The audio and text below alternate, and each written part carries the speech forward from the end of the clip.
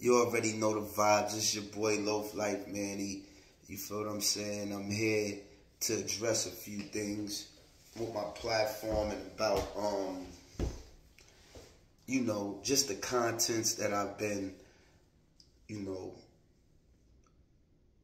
entertaining and really responding to without thought, because I'm feeling like, it's a platform. Everything is connected as one. The energy that I could get from the viewers, or the viewers that I could get from other people's platforms that help me, with my goals and my plans to carry out my platform, on my platform. So, I started off to talking about my history, and I deviated from that, and I joined other people's platforms, for whatever reasons of my own, which you could see. But it's far from what my intent is. So we're gonna get back on track. We're gonna go into, the history. We're gonna go more into my experiences in life, and we're gonna go more into me expressing what it is or what it was like, I should say, being a brim or growing up in a harsh, impoverished communities that I grew up in, especially living in Wyandanch, a place that we call Crime Dance, So I'm going to give you the stories. I'm going to let you know the real. I got the most interesting thing about going on this platform, because everything happens for a reason. So what I realized is that going on y'all platforms, I was able to connect with a lot of people that I lost contact with. A lot of people that was incarcerated with me, because one thing that Mikey B said that's a fact is that when you go in prison, it's be so many people that you come across. You may have a jail that have like 1,800 people in it, and you become familiar with many people. But if you a real individual who's, militant and organized and structured and disciplined, you don't affiliate yourself with too many people in the system. You will know who's in the building. You will be aware, but you scarce. It's like you outside, but you either working out or you playing sports, or you surrounding yourself around, the people that you fuck with. So at the end of the day, yes, I came across a lot of people, and I'm a people's person. So at the end of the day, I'm not disregarding anybody. I'm not bigger than nobody. I understand that. My whole thing be, I reconnected. And I got some good comments. I got some bad comments. Most of the bad comments I understand is going to be from haters and people that's on other teams or whatever, because people don't know me. I look at it like that. You don't know me, you wasn't with me. And if you say some foul shit, you lying. You understand what I'm saying? Like, even, in a point of disco, when we first started off, he stated, and we could go to that he said, yo, Manny, you always stood on shit. I always stood on shit. So, you feel me? Stop trying to save other people, right? So, right there, let you know, we was in 3 spots together. So, y'all asking him to blow me up and all of that, like, it's nothing to blow up. We done had run-ins. We had situations, but we both stood on it.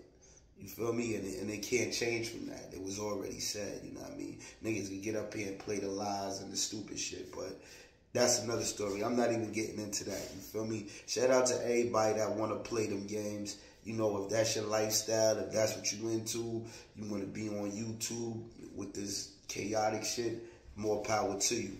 That's not my thing. You feel me? I'm more uplifting and bettering, my people, myself, and I'm in that mind state. So I'm moving forward. You feel me? Today's topic of discussion is gonna be we're gonna talk about right now why I chose to join the game at a young age. We could talk about that. I'm going to get that out there to the world. And maybe I got some kids, maybe I got some people out there that could relate or probably understands and can identify with what I've been through.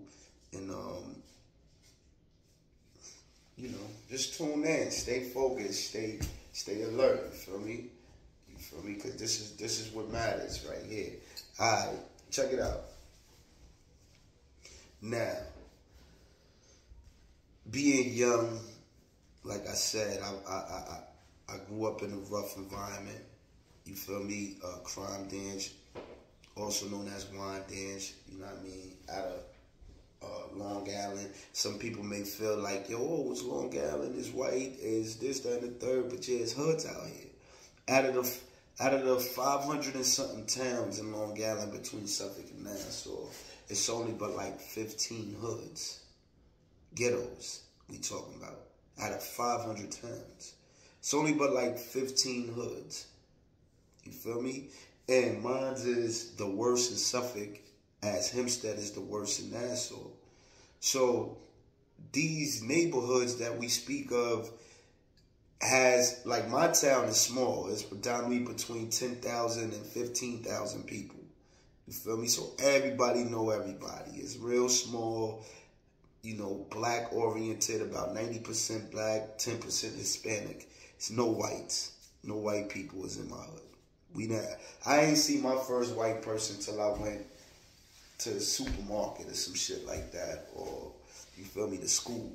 You feel me? I had no white people in my town. None. We talking about none, zero. It was none. You feel me? And we talking about growing up in the late 80s, I mean the early 80s and on. So it's like, I was born in 82. You feel me? Even though my mom's and us, we moved to California, we moved to different places, Atlanta, Cali. I moved to different places as a kid. You feel me? But coming back and forth, going here and going there. Bottom line is, Wyandanch is the ghetto. It's worse than some boroughs, certain areas in certain boroughs, and it's very culturally connected. You know, people out there is just different, all the way different, you feel me? Whether you on the north side, south side, the block, wherever you at out there is different, you feel me? One thing I can tell you is that from not having nothing and being in a hood where people don't, pardon me, somebody calling me, let me just tell them to call back, call you back, all right, we good. But check this out. That's my boy NSB. I'ma holla at you, bro. And that's Brooklyn. You know the vibes, man. Shout out to you. But now,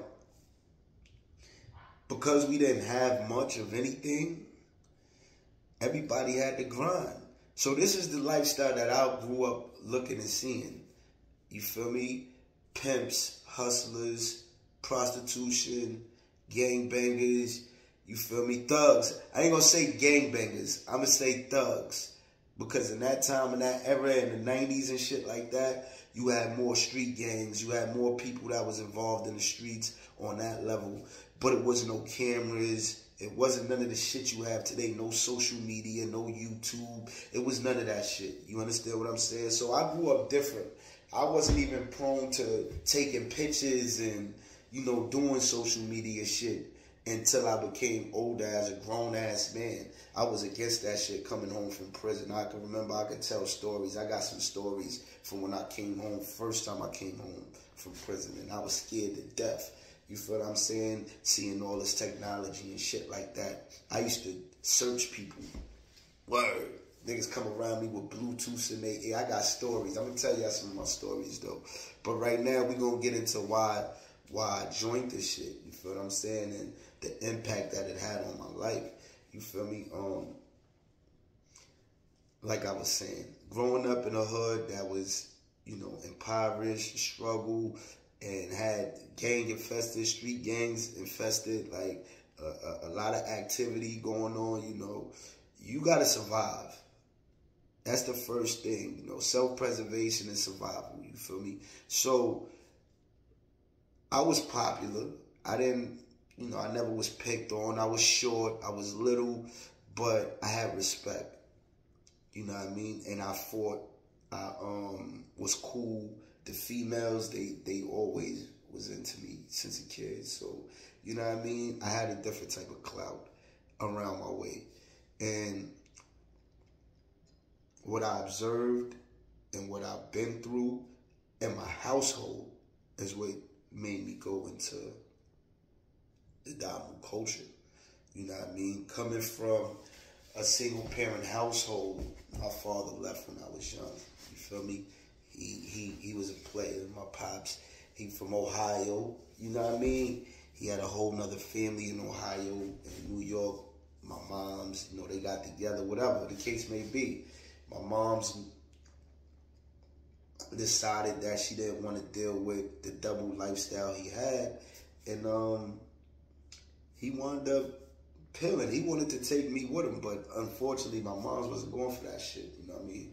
My mom tried to kill my pops, man, several times. Like, on some, she hated him. You know what I mean? Rest in peace, my pops, Ricardo. You feel what I'm saying? But he, you know, me knowing and identifying with the fact that my pops did want to take me with him led me not to hate him. But it left a void in my life that needed to be fulfilled, because growing up without a father, you know the vibes. A mother raising a man is different. You feel me? And she did the best that she can. Check out my song dedicated to my mom so you can understand what I'm saying. It's called My Love. It's on Spotify too. It's Loaf, Lyfe, Manny, LOAF, LYFE, MANNY. The name of the song is called My Love, as a shout out to Marsha Armstrong. That's my mom, you know what I mean? I love you, girl, you feel me? Taught me everything I know, taught me how to become a man. And whoever feel like a woman can't teach a boy to become a man, y'all fools. You feel me? And it ain't about no feminine anything. You ain't gonna get none of that. You got a thorough mother, you got a thorough woman in your life, a queen in your life. That's the wisdom. They gonna raise you to be who you need to be if you follow their way. You feel me? Unfortunately, you know, understanding love and the things that women go through, you know, seeking love, you know, being in a household with a single mother is things that you're going to experience as a young kid, as a young male. You feel me? And you ain't going to identify and understand them at that point in time. But now as a grown man, I kind of recognize and understand the things my mom's was going through, such as seeking love. You feel me? You know, everybody say they don't need this, they don't need a man, they don't need a girl, they don't need, nah, you do. You know why? Because God created us that way, for each other. That's the Trinity. Father, mother, child. We're not talking about the religious Christianity, Trinity, Father, Son, and Holy Ghost. That theory that we was all hoodwinked and bamboozled with, because to understand life, you got to understand the Ankh and the Egyptian culture, the prima donna, the mother and child, and the Netaru, you heard? So I say that to say, watching my mother, you know, struggle with surviving and living and take care and provide for 3 kids at that time before my last brother was created. You feel me? I watched her go through a lot. I seen her struggle. I seen her cry. I seen her pain. I seen her go into relationships, and my mom's never brought a man around us unless she was serious. That's another jewel I learned, and why I conduct myself in my relationships, and why I'm so, you know, on my kids' mothers. You feel me? When she was serious in a relationship, that's when we seen the male. You feel me? And I didn't like none of them niggas. I'm gonna be real with you. It didn't even matter what they was bringing to the table. You know, I didn't like no male factors in my life playing a role. And unfortunately, for my mother, she dealt with somebody for over 15 years, and he was a scumbag. And he was like doing little things, you feel me? Applying a little pressure, you know, trying to enforce like scare tactics and shit like that, and abuse mentally, you know, physically. I got my ass whipped so much, I got immune to that shit. You feel what I'm saying? And then punishments came. So with them punishments led me to be, I can identify with this now. Being on punishment was like being in prison. I guess I was able to adjust to being incarcerated in youth detention because of all the time I was in my room. You feel me? As a kid. being punished. This man used to punish me. You feel me? Go in your room for a month, for 6 months, whatever. It didn't matter what it was. I got punished for it, you heard? And I started identifying young that it was something wrong with this guy. It was outside of my mom's eyesight, so she didn't really know. And being loved and being in love and being showered with gifts, it blinds you, you feel me? So I watched my mother go through that trauma from a man acting as if he cared, and just to control the environment in the household, you feel me? I watched this go on, and I rebelled at a young age, 11 years old. I started running away. You feel what I'm saying? I started getting involved with different shit in the streets.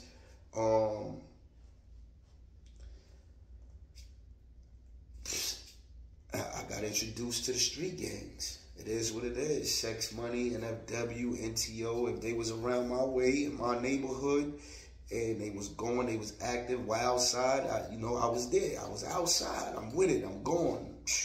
You feel me? I'm meeting dudes in school. We going out. We running around, and we was young. You feel me? It wasn't like a major thing, but they was there. And that's where the embrace came in at. Being in the streets, I started fucking with the older guys, NFW, around my way. And my younger crew was NTO, niggas taking over. You know what I mean? So all of us hung out. We vibed. I got with the older kids. I learned how to make money. I learned how to get money at like 13 years old. You feel me? I started doing that. You feel me? Hustling to get some money. I started living in fiends' houses. You feel me? Struggling, striving. But I preferred to do that than to be home where mental abuse or emotional or physical abuse is going on at.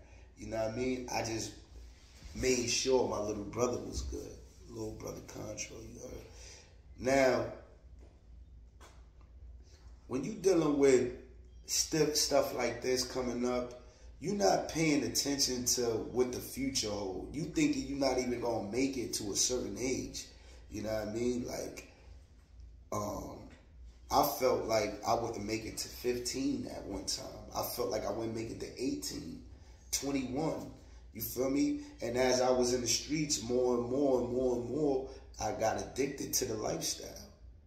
To the point where I'm reaching back out to my family in Cali, and I'm touching base over there and going back there, and I'm over here like,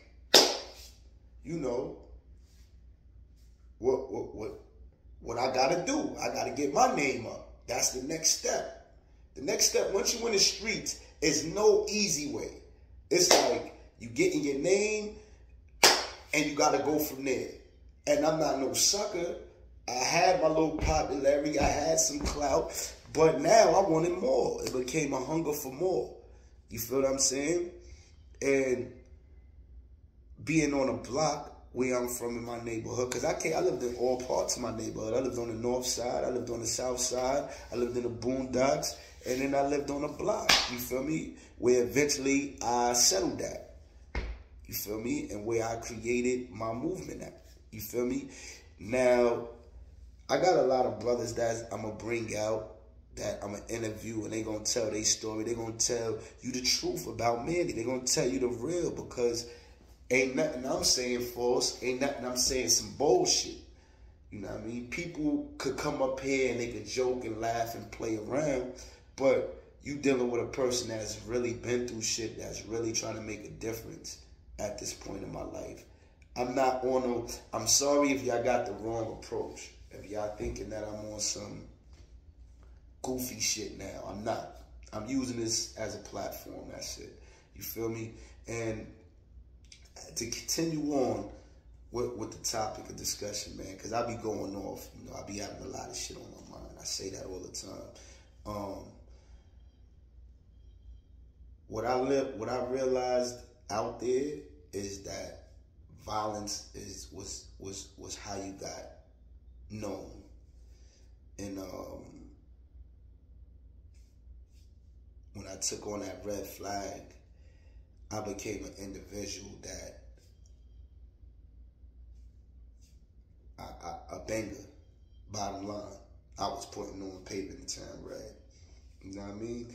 Anybody know this? No, I never, in my hood, I kept my hood upright. I kept my hood sturdy. I tried to unite everybody in my hood. So beefing with niggas in my hood wasn't really, don't get me wrong, it was some niggas I had to go and get with. You feel me? A few niggas, you feel me? They know we don't got to talk about that type of shit. You know what I mean? I done been shot up and all that. You feel me? I done took some, I done gave some. That's the lifestyle that when you go through this shit, this is what you deal with. You feel me? So don't get it fucked up and think like, yo, he ain't got no real story. I got real stories. I just be cautious about what I talk about on here.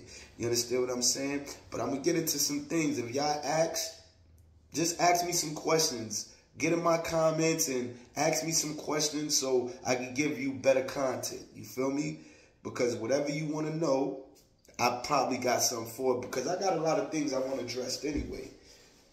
I got some shit I want to address anyway. But getting into this shit right here is just a whole process in itself. And it take a lot, you know, to discuss this type of shit on camera.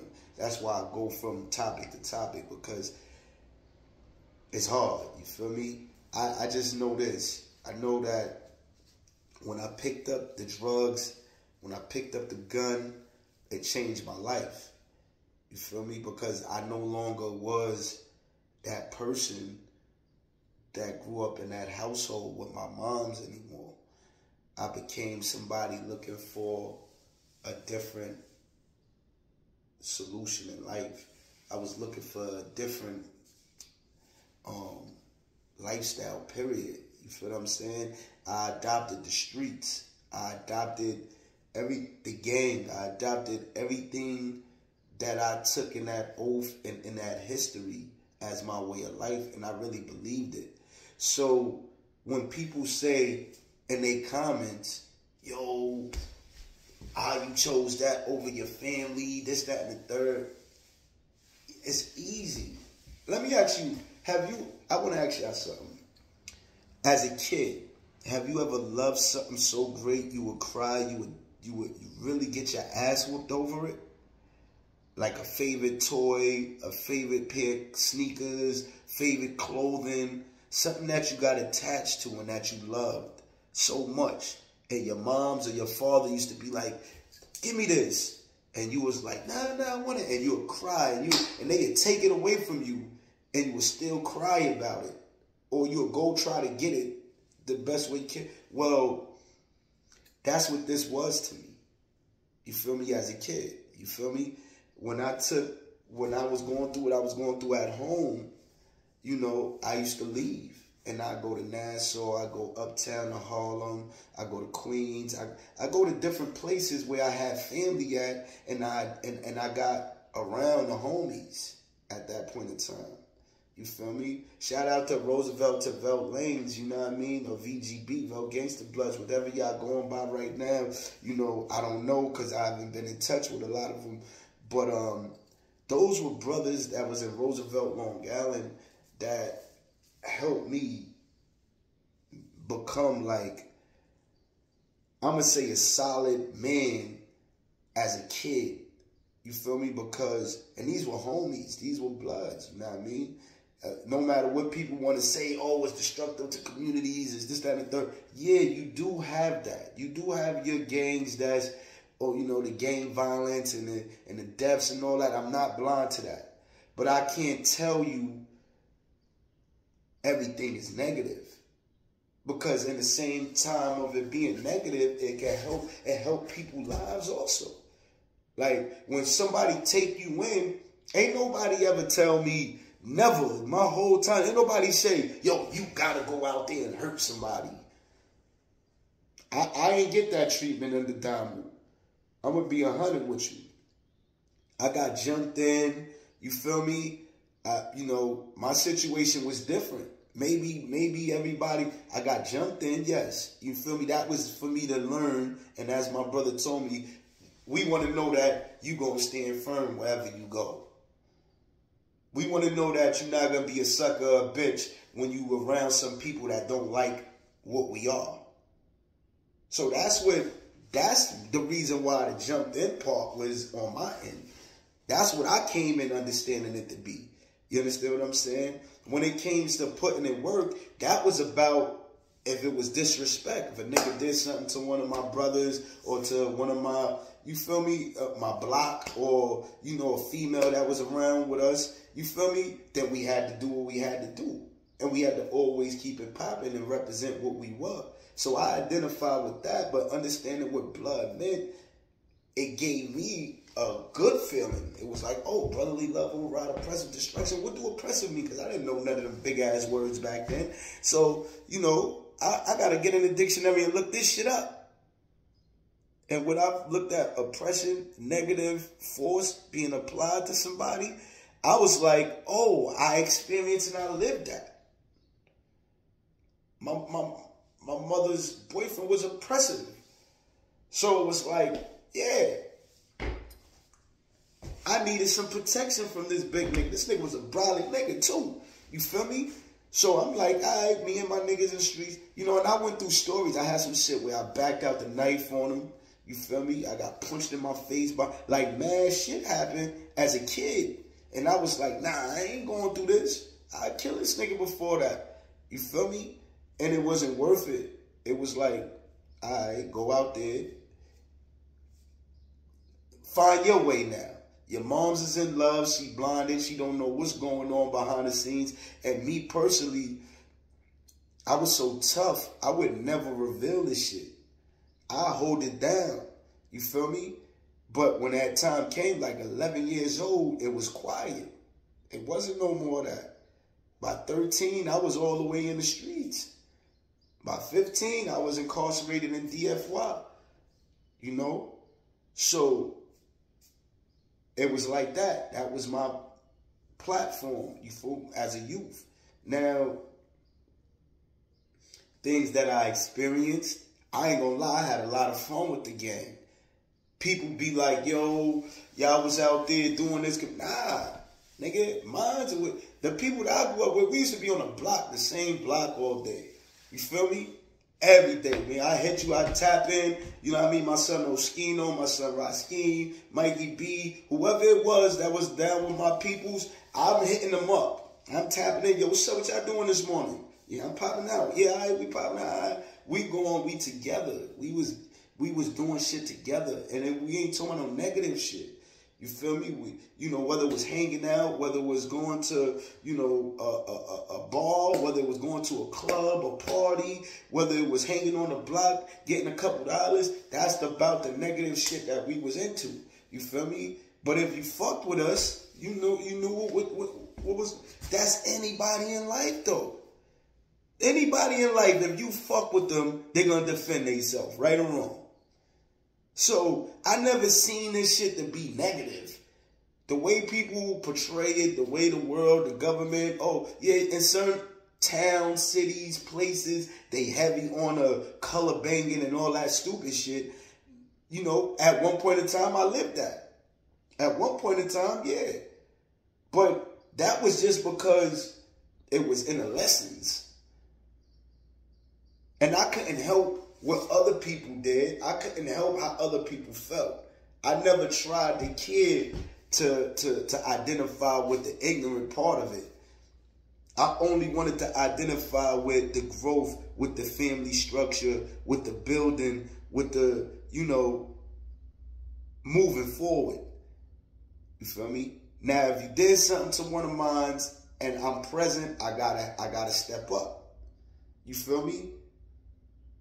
But I was always the individual that was like, all right, how can I make this shit better for those that come after me?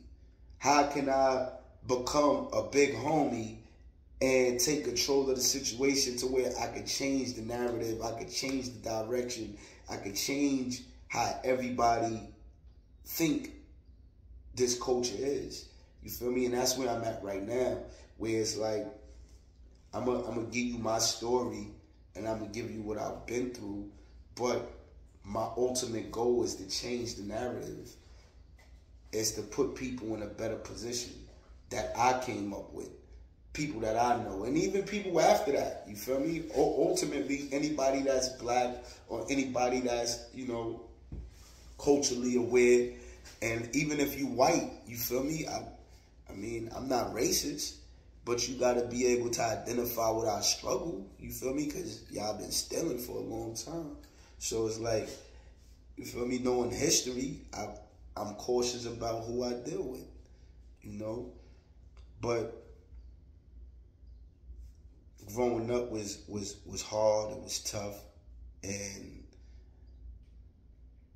me utilizing, you know, the homies and people that I felt played a factor and a big role in my life, I did it for an uplifting purpose. I did it for a cause. You know, being out there wasn't about destruction. It was about bettering. It was about seeing all the people that suffered as kids, people that went through brutality, people that been through abuse, females that been raped, people that been misled, mistreated in life. I felt like it was my duty to connect with them. You feel what I'm saying? And bring them in and protect them. You feel me? And I think a lot of people misconstrued the real purpose of these movements and these cultures.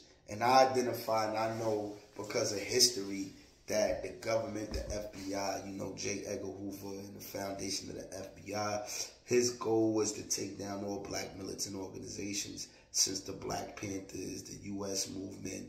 You feel me? That was his goal, his identity, you know, the mob, everybody else, because ultimately people start off for good and they go into bad. And I understand you don't want this shit destroying, you know, the world. You don't want people being affected by negative gang culture. But what about those who been a part of the gang? Because y'all never looked at this. What about the individuals that's a part of the gang, such as myself, who grew up as a kid, whose mind state has been altered and has been damaged, you know, because that's what it is a damaged mind state. If y'all saying that gangs is negative, the gang culture and the lifestyle is negative, right? And I'm a person that's been affected because I joined it as a kid, right? So what's the solution? Do y'all badger me? Do y'all put me in prison for life because of my passion and my love? Or do y'all do y'all give me reparation? You feel me? Because I was an innocent person. I was a person that was actually abused. You feel me? I'm a victim. And the gang kind of saved my life because I could have been like a Hassan Campbell, a person that was molested and raped. You feel me? I could have been that had I not joined the gang culture. I could have been self-defeated, mentally broken, abused, had I not stepped out of my home. It's a lot of things that could have affected me in a different way had I not joined the gang. So you got to think about it from that perspective too. How the gangs have also helped and protected some people in life, as the original cause was for it to do. You feel me? So I don't look at everything in a negative. Some things is positive. Some things have negative shit attached to it. But it's up to us as individuals, as people, to bridge the gap. You understand what I'm saying? And to identify with if you're doing wrong or if you're doing right. So, growing up, you're going to make poor decisions. You're going to do wrong things. You're going to learn from them things, as I did. But you're not going to give up on your people. You don't give up on your culture. You don't give up on a fight. You don't give up on success. You don't give up on life. My mom's never taught me that.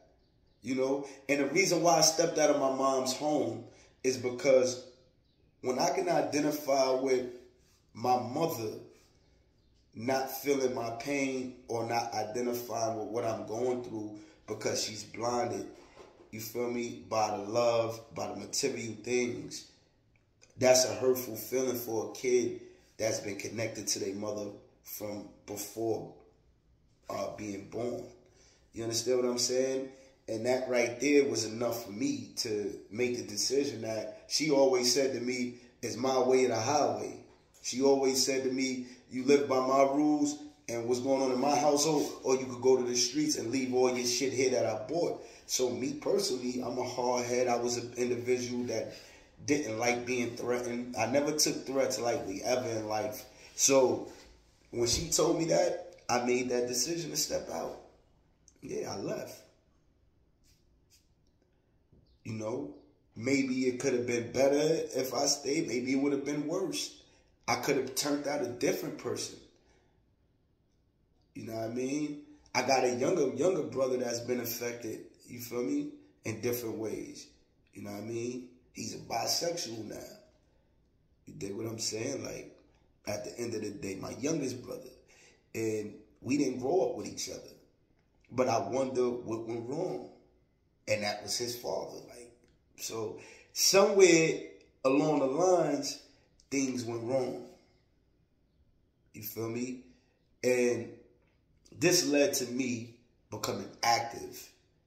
I knew at that point in time, at that age, that I had to find my way in society and build something to protect me and my family and my brothers and sisters. I'm talking about my real biological brother and sister, you heard. I wanted to come back and save them. I wanted to reach out. My heart was so big at a young age. My mom said, and we can interview my mom. My mom's going to tell you, she told me, she said, your loyalty is going to be the cause of your death. Because I had friends that I was super loyal to. Friends that was being abused for real, for real. I'm talking about getting their ass whooped, beat up, knots, swollen, shit like that. I ain't experienced it to that degree. I experienced more intimidation, more of that Melvin from Baby Boy, shit like that. Like, you feel me? But even though Melvin from Baby Boy was kind of like a good dude, son was like that size and all that and intimidating and shit when I was younger. So I was a little nigga. So it was like, you know, fuck that. Ain't nobody gonna be intimidating me. I ain't with that. You feel me? I ain't no punk. You heard? So stepping out and getting into that field, that's changed my life. You know what I mean? And as I got more and more into it, running around, I took on an oath, I took the rules, and I lived it. I didn't halfway it. I got the knowledge, the education, and my mom used to stress education. When I was younger, she taught us like principles and morals and had chores and shit like that. And she always taught us to have our own. You feel me? So when I came up, I was like, okay, I'm out here in the streets. I got to get money. That's mandatory. That's first and foremost. You feel me? And secondly, I got to build a team. I need some people that's going to help me out in case I get incarcerated. Because when I went to DFY, I did like close to 3 years in DFY, and I ain't had no fucking body. I ain't even called family. I could have. I ain't even cared to. My family know I was on some shit like, man, I'm going to do this time. Because I identified with being in that room. So being in DFY didn't affect me much because consciously, psychologically, I was already affected from the months I had to stay in my room as a kid. So I ask all y'all out there that got kids and shit, don't punish your kids that way. You feel me? Find a different avenue to address disciplining your child, because you could be setting your child up for a mental crash. You know what I mean?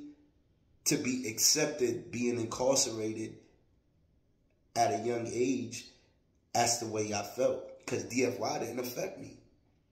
Word. Not the way it should have. The average kid who hasn't been punished, haven't been put in a room or beat or whatever like that, and you send them to DFY, youth detention, they gonna go through trauma. They may not want to experience that ever again. You feel me? Just from being in the room, just that part. Not going through whatever you're going to go through physically, because I believe that anybody that grew up in a hood, in the ghetto, they're going to adapt automatically and adjust automatically to the violent part of youth detention. Because we all grow up fighting. We all grow up in communities that's hard if you grow up in the ghetto. So being amongst a bunch of people that's a little aggressive, that's easy to adapt to. But the mental part is what's fucked up. That being in a cell or being in a room for hours throughout the day, you feel me? That part is the part that break people. And for me, I was adapted to the shit. Because I spent months at home in my room. So I ask you people out there that be punishing your kids, take that out. Take that one away. Don't put nobody in no rooms. Don't put no dogs on no leash. Don't put no animals in no cages. You feel me? That right there is the worst that you could do to anybody. To take away our movement. To take away our freedom of speech, our freedom of action. You heard? And growing up, I kind of wanted to avoid that. I wanted to be free. I was a free-spirited mind. I'm a free-spirited individual. And anybody that blocks that is a problem with them. Authority. I got a problem with authority. You feel me? If I'm not doing nothing wrong, leave me the fuck alone. Don't talk to me. Don't ask me nothing. Don't address me. Don't nothing. You feel me? And not to mention my uncles went through a lot and my uncle was murdered. You feel me? You know, that's a whole nother story. But that's where my fuck the you know who came from. You feel me? But even as a kid, when I was flagging and I was running around in the streets and I ran in, I had run-ins with police. You know, they used to, because they always know me for carrying a weapon or something at that point in time when I was younger. So they would always force me to lift my shirt up and turn around in a circle or some shit like that. You know, we had a cop named Superman, Mikey. We had another cop named Sharkhead, Collegio, Mario. All these police officers, they knew us, knew me and my team very well in the community because, you know, good guy, bad guy thing. They trying to stop whatever we doing out there. And I understood that part. You know, but what I couldn't get with again is the beat ups, the smacks while in cuffs, the punches while in cuffs, the questions while in cuffs. It's like they want to beat your ass as a kid because I don't want to tell who my OG is or who my supply is or whatever. You know what I'm saying? Like, this is the negative shit that I experienced as a kid, which forced me not to want to be a cop, not to want to do the right thing, but to want to seek more protection, seek more security. You feel what I'm saying? So I wasn't in an environment of people. Yeah, I watched my moms go to work 2 jobs a day, but that's your mother. You looking like parents just don't understand. You got that mentality. You're not thinking about, yo, oh, okay, I got to do what she doing because that's the right thing. You thinking like, man, she don't know what she old. You feel me? Like young kids do today. Oh, that nigga old. He talking this washed up, you know, retired shit, or whatever the case may be.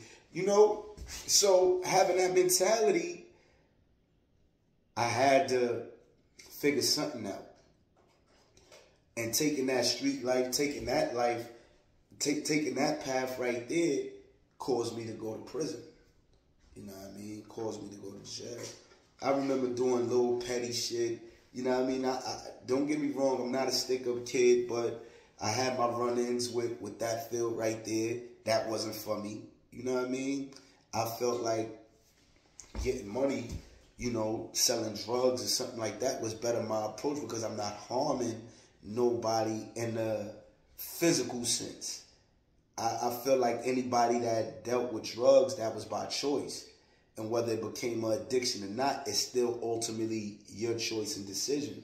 So I was okay with that path of illegal action. You know what I mean? Now I think differently. Now I feel like, you know, poison is poison, and me putting it out there in the world is going to cause more destruction, and I don't want that. You feel me? I want people to be with a clear mind, with a clear conscience, and understanding that they don't gotta be, their addiction don't gotta fall on my hands. So that led me to leaving that alone, along with the fact that I can't get another felony because they don't fucking roof me. So at the end of the day, my life growing up, my life decisions and choices of being in a gang, you got it. It evolved from my home, my household, and to this day, I don't regret joining what I joined.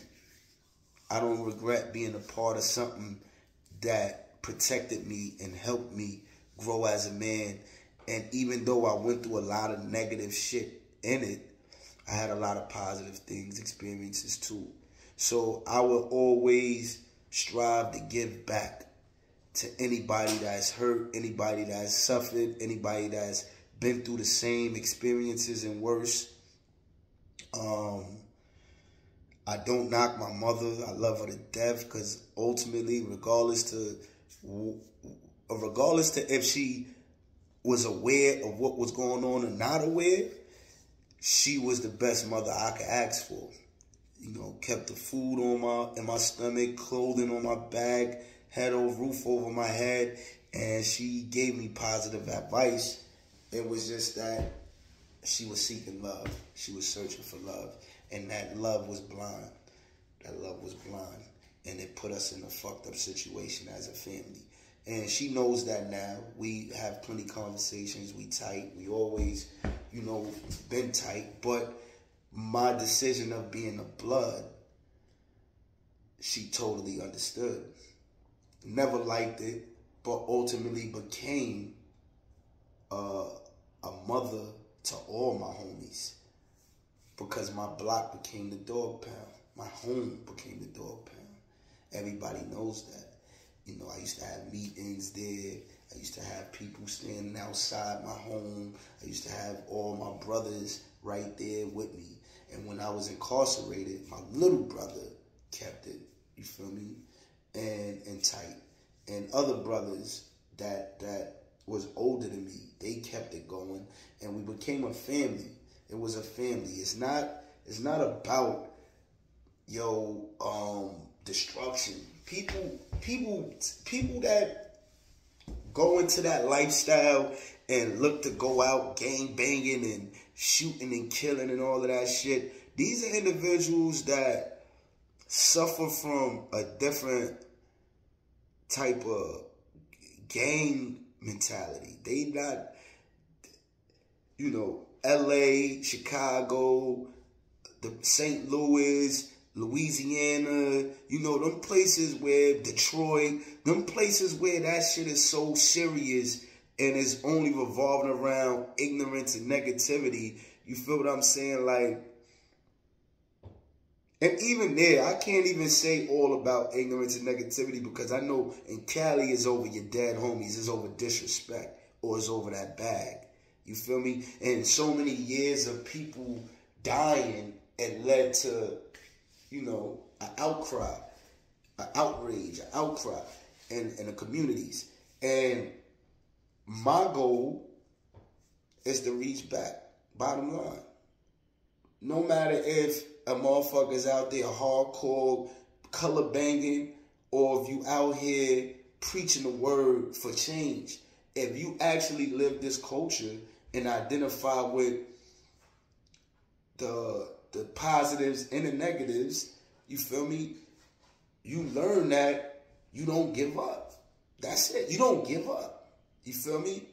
I don't give a fuck if it's 2050 and there is no more bloods and everybody is eradicated. Like, I would still be here. I would still be here. You feel me? Kicking the same shit, feeling the same way. Because I didn't choose this to say, oh, when I get 50, I'm not going to be a blood no more. You're blood till you die. How can you say you experienced and went through anything and then just out of nowhere just say, okay, I'm not this no more because I know it was... For one, the shit that we go through from a youth, from a kid, you know if it's right or if it's wrong or not. Some people, morals, it's called morals, knowing right from wrong. And even if you get incarcerated, you still know right from wrong. You learn right from wrong. So now it's just about you. It's not about saying I'm giving up on a culture. It's about uplifting and bettering and building. And if we doing that, we have nothing to fear, brothers. You heard? So from a youth, I was into this. As an adult, I changed my direction. I changed how I address situations. I'm not out here selling drugs. I'm not out here running down on kids, trying to get them to join gangs. I'm retired. I don't bring people into this shit. I don't initiate. I don't discharge. I don't be in nobody's cars searching for enemies. That part is over. Now, if you come for me, I'm going to protect myself. I'm going to have a female who has a license to carry. You feel me? Like, I'm going to be in a situation where I'm protected. Bottom line. But I'm going to pass on the message and I'm going to pass on the advice to those that want to learn about this life and want to know the experience, because you got good and bad. So I could talk about both, but I got to have a genuine audience. You feel me? I see everybody out of West, Monster Cody, and I read his book years ago, Shanyika Shakur. I read Do or Die by Leon Bean. I read a lot of books. What's the other shit called? The Uprising. I read that.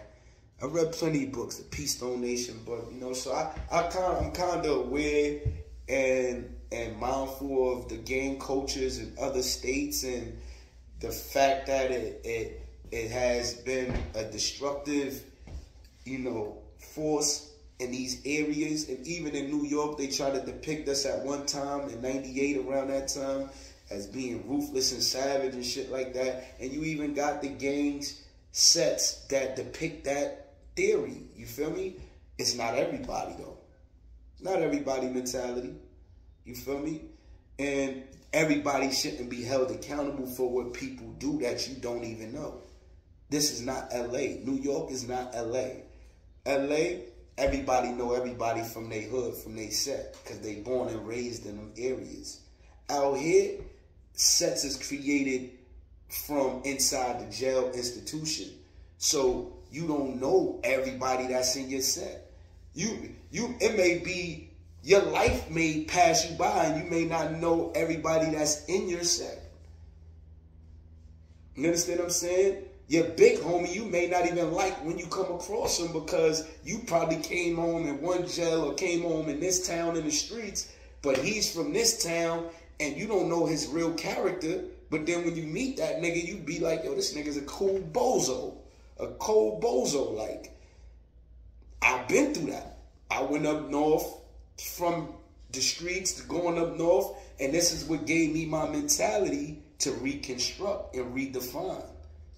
You understand what I'm saying? Like, to bring something different, because it's people that I came across who I didn't even like, who I was looking at like, nah, this nigga using young brothers. Oh, this nigga is trying to get money out of this shit. Oh, this nigga, he broke as hell. He trying to get some food. You know what I mean? Like, I identify with that. So now, I'm in a different path. I'm moving forward. Like I said, I got some stories to tell. I'm going to talk about them on my next episodes because I'm done with all of that back and forth shit. I'm done with that. we going to get to what the purpose is. And the purpose is to get my message out there, get my story out there, help those I can help. Anybody that want questions, anybody that want to know more about whatever my life consisted of and my team, you can tap in with me as Loaf Lyfe Manny. Loaf, Loaf _Lyfe _MANNY. That's my Instagram. You can check out my music. Same thing, Loaf Lyfe Manny. I'm on all platforms: Spotify, Apple Music, iTunes, SoundCloud. I'm on all platforms. Look me up. Stay tuned. Help boost these views. Subscribe. Hit the likes, comments. You know, because I'm checking the comments and I'm responding. It's the lifestyle of OG Manny Brim. You heard, like Loaf Lyfe Manny. You know the vibes, man. Stay tuned.